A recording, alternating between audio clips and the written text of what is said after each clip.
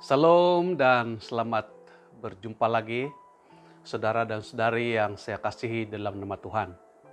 Minggu lepas, saudara-saudara, kita dikejutkan dengan berita yang tersebar dalam media sosial, di mana banyak orang Kristen yang dijangkiti dengan wabak COVID-19 dan tidak sedikit hamba Tuhan yang meninggal.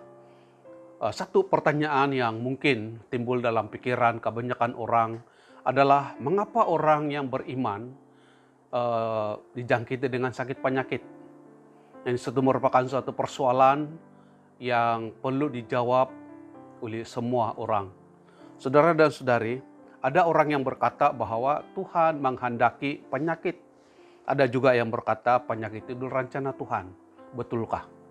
Saudara, saya ingin memberikan penjelasan.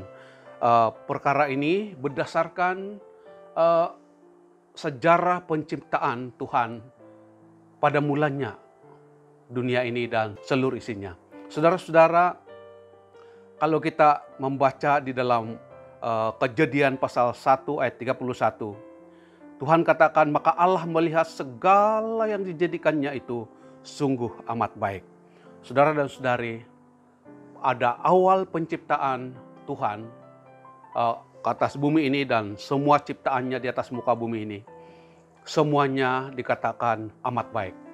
Saudara dan saudari, perkataan Eden itu juga memberikan pengertian bahwa tempat itu atau makna daripada Eden itu dalam bahasa Ibrani adalah kesenangan dan kedamaian.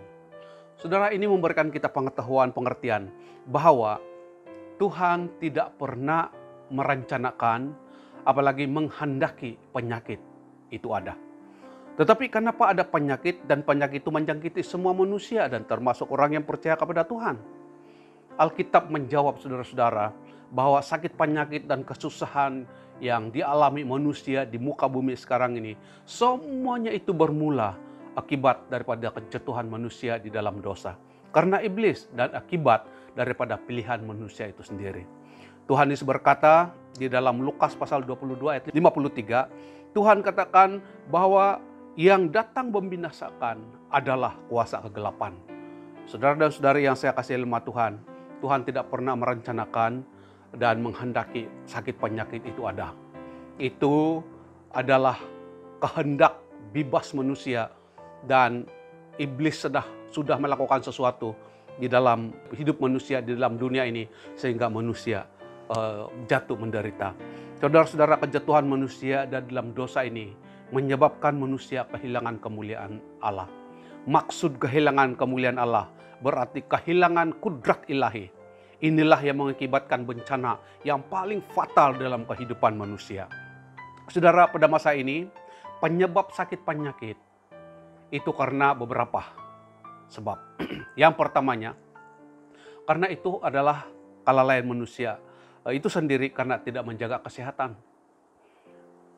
Dia tidak berhati-hati di dalam pemakanan dia dan gaya hidup dia dan cara hidup dia dan tidak menjalankan kehidupan yang sehat, menyebabkan manusia jatuh di dalam berbagai sakit penyakit.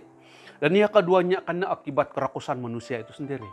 Merusakkan alam dan melakukan berbagai aktiviti yang menyebabkan pencemaran alam dan peningkatan karbon monoksida di udara. Semuanya itu diakibatkan karena kerakusan manusia di bumi ini. Dan ini yang menyebabkan sakit penyakit. Dan yang ketiga karena manusia tidak menghargai diri sendiri. Berapa orang di luar sana menjalani kehidupan dengan sesuka hati. Dengan apa yang mereka ingini. Dada dan sebagainya yang menyebabkan manusia mengalami sakit penyakit. Saudara-saudara yang saya kasih lemah Tuhan, kenapa orang-orang yang percaya mengalami sakit penyakit dan akhirnya Tuhan membiarkan, sedangkan dalam firman Tuhan katakan, Tuhan katakan bahwa bilur-bilurnya kita menjadi disembuhkan. Bukan dari sakit penyakit, tetapi daripada dosa dan sebagainya. Tetapi pertanyaannya, kenapa orang Kristen atau orang yang beriman juga mengalami sakit penyakit? Saudara-saudara, bukan bermakna Tuhan tidak perhatikan, bukan bermakna Tuhan tidak mengasihi, bukan bermakna Tuhan membiarkan orang-orang percaya jatuh di dalam berbagai masalah sakit penyakit. Tetapi Tuhan mau supaya kita belajar dengan kesilapan kita. Kita belajar sesuatu dari Tuhan. Apa yang kita patut dan perlu lakukan dalam kehidupan kita. Tuhan membiarkan kita supaya kita belajar sesuatu dari Tuhan. Dan supaya melalui pengalaman ini, maka kita terus beriman dan bergantung penuh dengan Tuhan. Apabila kita tidak bersungut-sungut kepada Tuhan, apabila kita menyerahkan dan taat setia kepada Tuhan sampai dalam keadaan yang macam mana keadaan sekalipun, maka kita akan menjadi berkat bagi orang lain yang juga mengalami masalah yang sama. Tuhan Yesus katakan, di dalam dunia kau menderita penganiayaan, tapi kuatkanlah hatimu karena aku telah mengalahkan dunia. Dan Tuhan mengatakan bahwa Dia tidak akan meninggalkan kita. Kita adalah biji mata Tuhan dan Dia mau pelihara kita dan sebagainya. Nah, bila kita sembuh daripada dengan mujizat Tuhan, maka itu dengan sendirinya meningkatkan iman kita di hadapan Tuhan. Bahwa Allah kita adalah Allah Jehovah Rafa, yang Allah adalah penyembuh. Apabila kita mengalami suatu kesembuhan di dalam saat dimana kita mengalami suatu penyakit, maka kita akan melihat dan merasakan, wah, mujizat Tuhan itu sangat luar biasa dalam kehidupan kita. Saudara-saudari yang saya hormati, satu perkara yang kita harus ingat, bahwa iblis sebenarnya mau dan rindu untuk menghancurkan kehidupan manusia. Dan orang-orang yang setia melayani Tuhan, yang ada hati untuk melayani Tuhan, saya percaya bahwa iblis berusaha untuk menghancurkan kehidupan.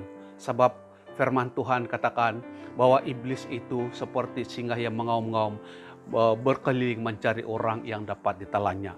Dan inilah pekerjaan iblis. Dia mencari cara, jalan untuk menghapuskan orang-orang ini supaya mereka meninggal, mati, dan mereka tidak banyak masa untuk melayani Tuhan. Tapi puji Tuhan, saudara-saudara, mari kita jaga kesehatan kita. Mari kita berserah kepada Tuhan. Mari kita berdoa supaya manusia-manusia yang terlalu menginginkan sesuatu yang berlebih-lebihan sehingga mereka tidak peduli dengan keadaan persekitaran alam dan sebagainya, kita doakan supaya manusia-manusia yang seperti ini akan menyadari kehidupan mereka. Kita berdoa supaya anak-anak muda dan orang-orang yang belum percaya Tuhan, khususnya orang-orang percaya Tuhan, mereka menghargai hidup mereka, dan mereka betul-betul mau supaya kehidupan yang Tuhan anugerahkan mereka jaga, mereka hargai dengan sungguh-sungguh di hadapan Tuhan. Saudara-saudara, puji Tuhan karena Allah kita telah menanggung dosa kita dan melepaskan kita daripada kutuk dan hukuman Tuhan. Saudara-saudara, satu perkara yang membanggakan kita, walaupun kita meninggal, walaupun kita mati, kita masih ada harapan karena kita masih tetap di pihak yang menang. Karena Tuhan katakan dalam 1 Tesalonika 4:14, karena jikalau kita percaya bahwa Yesus telah mati dan telah bangkit, maka kita percaya juga bahwa mereka yang telah meninggal dalam Yesus akan dikumpulkan Allah bersama-sama dengan Dia.